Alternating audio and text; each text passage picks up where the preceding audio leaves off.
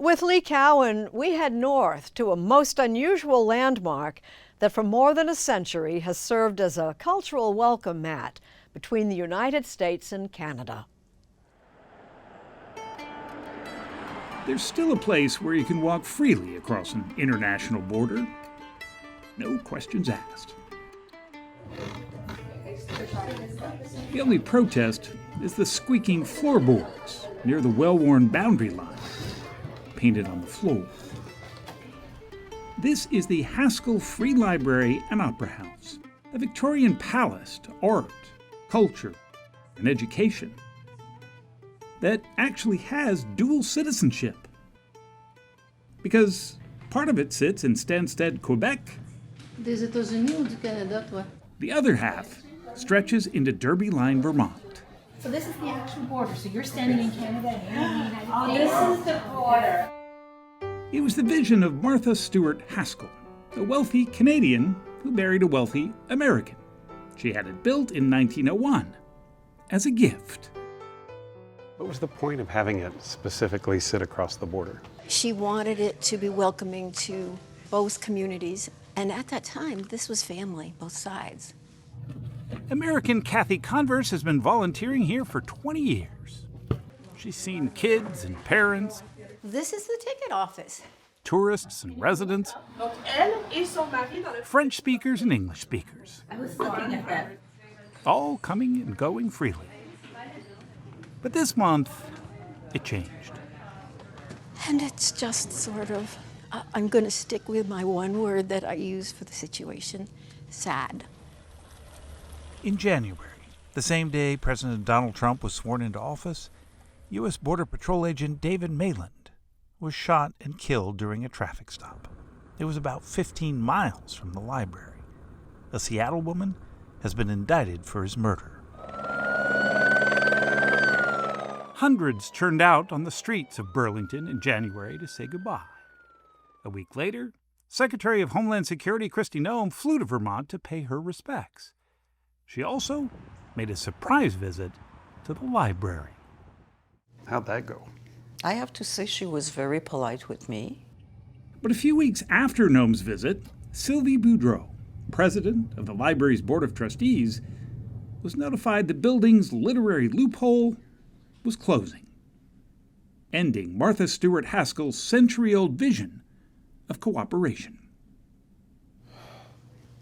Getting emotional, but I don't think she would have thought, because her first mission was really to reunite people, not to divide. Starting this month, Canadians are no longer allowed to use the U.S. sidewalk that leads to the library's grand front entrance. Instead, they have to report to a legal U.S. port of entry first. Welcome to Canada. Welcome to Canada. Yep. But in the back of the library, on the Canadian side, was a rarely used emergency exit. They turned that exit into an entrance. Not as welcoming to Canadians as the front, perhaps, but for now, it'll have to do.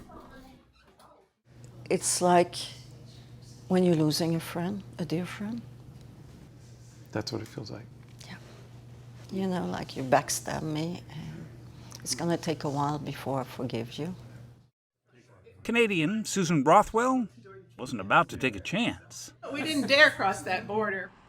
U.S. Customs and Border Protection said the changes were necessary because of incidents of smuggling and illicit cross-border activity around the library. Around the library?